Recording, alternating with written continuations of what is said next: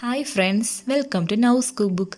ഞാൻ ഇന്നിവിടെ തയ്യാറാക്കുന്നത് സ്പെഷ്യൽ ചിക്കൻ ദം ബിരിയാണി റെസിപ്പിയാണ്. അപ്പോൾ നമുക്ക് വീഡിയോയിലോട്ട് കിടക്കാം. ആദ്യം നമുക്ക് ബിരിയാണിക്ക് വേണ്ടിയിട്ടുള്ള മസാല തയ്യാറാക്കി എടുക്കാം. അതിന് വേണ്ടിയിട്ട് ഇവിടെ 3 ടേബിൾ സ്പൂണോളം എണ്ണയാണ് ഞാൻ ഒഴിക്കുന്നത്.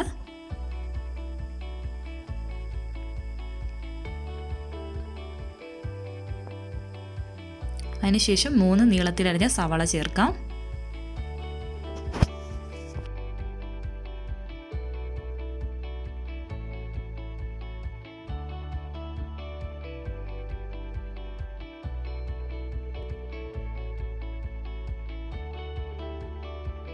നമുക്ക് സവാള നന്നായിട്ട് വഴറ്റി കൊടുക്കാം.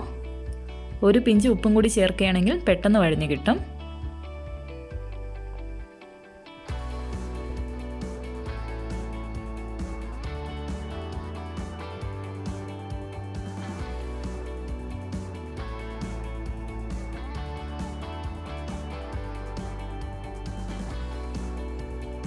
സവാള ഇപ്പോൾ ഏകദേശം വഴഞ്ഞു വന്നിട്ടുണ്ട്. നമുക്കിനി ഒരു ചെറുതായി അരിഞ്ഞ തക്കാളിയും കൂടി ചേർത്ത് കൊടുക്കാം. അതിനുശേഷം നന്നായിട്ട് വഴറ്റുക.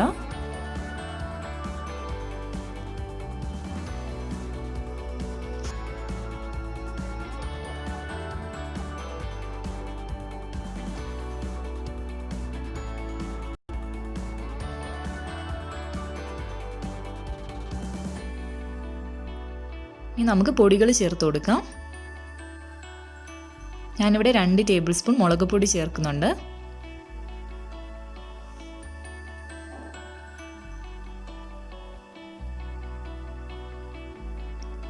അതിനുശേഷം 1/2 ടേബിൾ സ്പൂൺ മഞ്ഞൾപ്പൊടി ചേർക്കാം.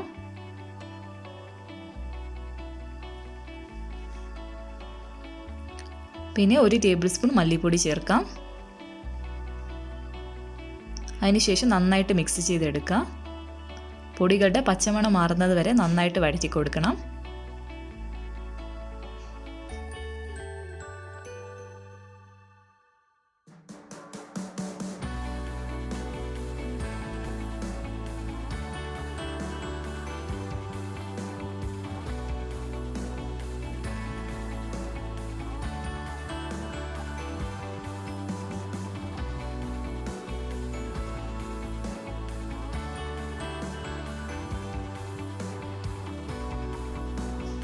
ഇനി നമുക്ക് അതിലോട്ട് 1 ടേബിൾ സ്പൂൺ ജിഞ്ചർ ഗാർലിക് പേസ്റ്റും കൂടി ചേർക്കാം. അതിനുശേഷം നന്നായിട്ട് ഇളക്കാം.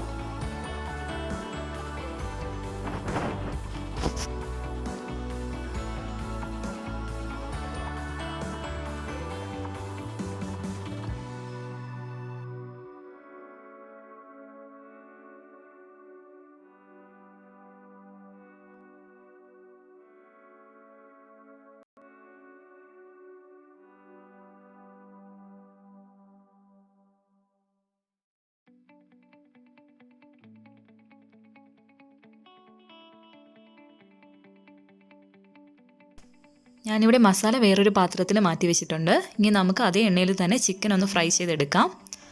ഞാനിവിടെ ഓവറായിട്ട് ഫ്രൈ ചെയ്യുന്നില്ല, ഒരു മീഡിയം റേഞ്ചിൽ ഫ്രൈ ചെയ്തെടുത്താൽ മതിയായിരിക്കും.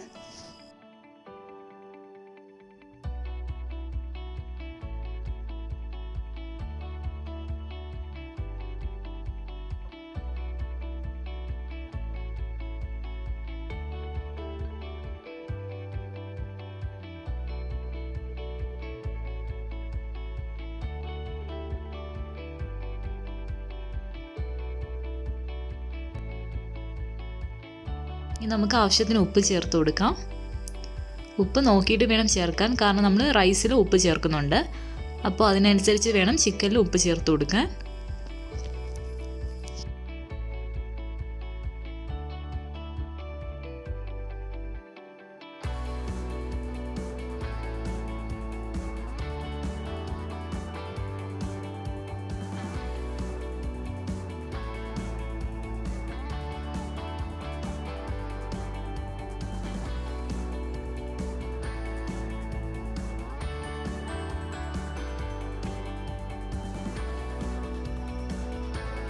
കുറച്ച് കഴിയുമ്പോൾ ചിക്കനിൽ നിന്നുള്ള വെള്ളം ഇറങ്ങി വരും.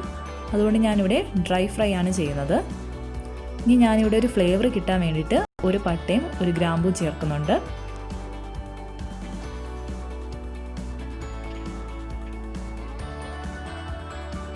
അതിനുശേഷം ഞാനിവിടെ 1 ടേബിൾ സ്പൂൺ നെയ്യാണ് ചേർക്കുന്നത്.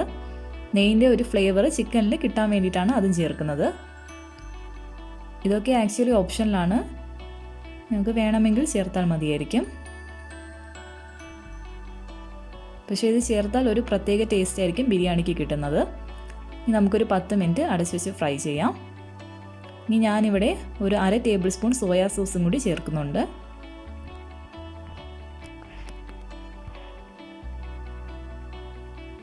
നല്ലതുപോലെ ഇത് വറ്റിച്ചെടുക്കാം.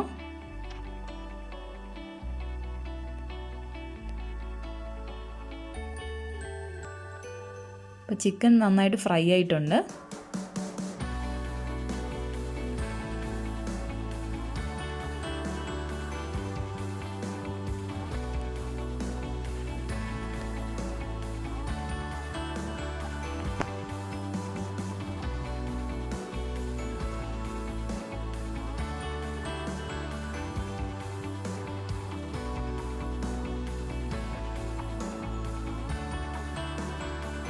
നമുക്ക് ബിരിയാണി റൈസ് തയ്യാറാക്കിയെടുക്കാം. അതിന് വേണ്ടിയിട്ട് ഞാനിവിടെ 2 ടേബിൾ സ്പൂണോളം നെയ്യാണ് ചേർത്തിട്ടുള്ളത്. നമുക്കിനി റൈസ് ചേർത്ത് കൊടുക്കാം. ഞാനിവിടെ ജീരകശാല റൈസാണ് ചേർത്തിട്ടുള്ളത്.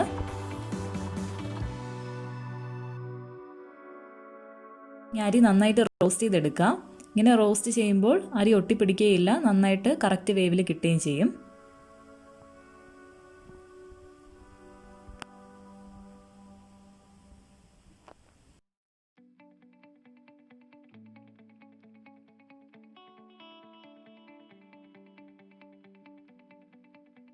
ഇനി നമുക്ക് നാരങ്ങാനീര് ചേർത്ത് കൊടുക്കാം. അതും അരി വേറിട്ട് നിൽക്കാൻ വേണ്ടിയിട്ടാണ് ചേർക്കുന്നത്.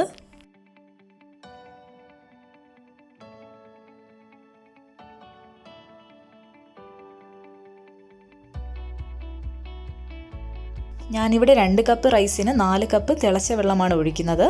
തിളച്ച വെള്ളം തന്നെ ഒഴിക്കാൻ ശ്രദ്ധിക്കണം. നന്നായിട്ട് ഇളക്കി കൊടുക്കാം.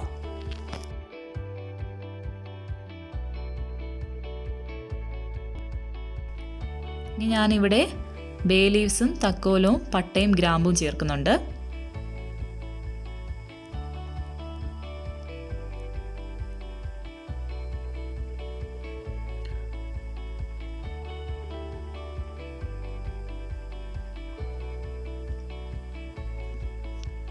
അതിനുശേഷം ആവശ്യത്തിന് ഉപ്പ് ചേർക്കാം.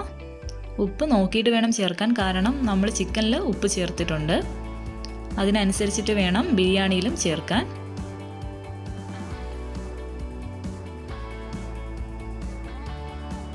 നന്നായിട്ട് ഇളക്കി കൊടുക്കുക.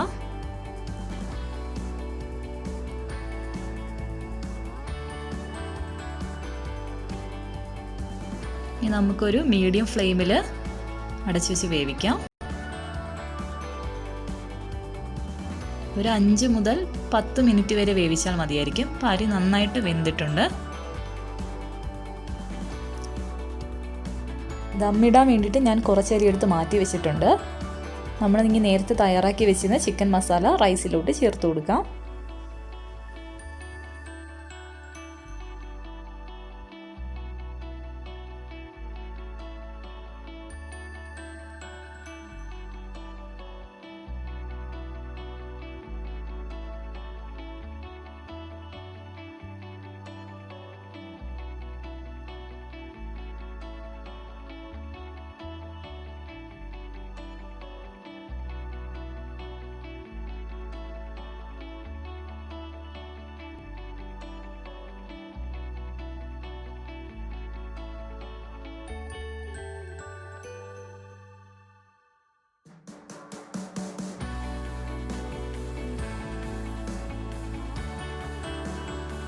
അതിനുശേഷം മാറ്റി വെച്ചിരുന്ന റൈസ് അതിലോട്ട് ചേർക്കാം.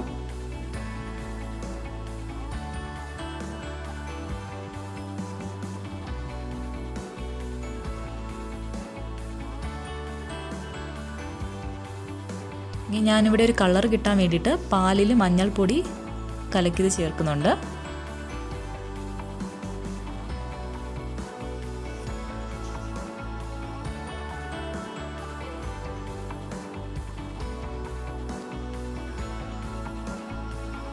ഇനി നമുക്ക് ബാക്കി വെച്ചിരുന്ന മസാലയും കൂടെ ചേർത്ത് കൊടുക്കാം.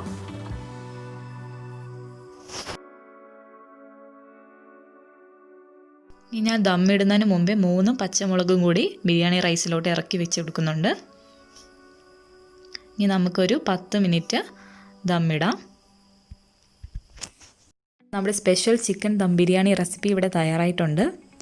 ഈ റെസിപ്പി എല്ലാവരും വീട്ടിൽ ട്രൈ ചെയ്ത് നോക്കുക. ഈ വീഡിയോ ഇഷ്ടമായെങ്കിൽ ലൈക്ക് ചെയ്യുക.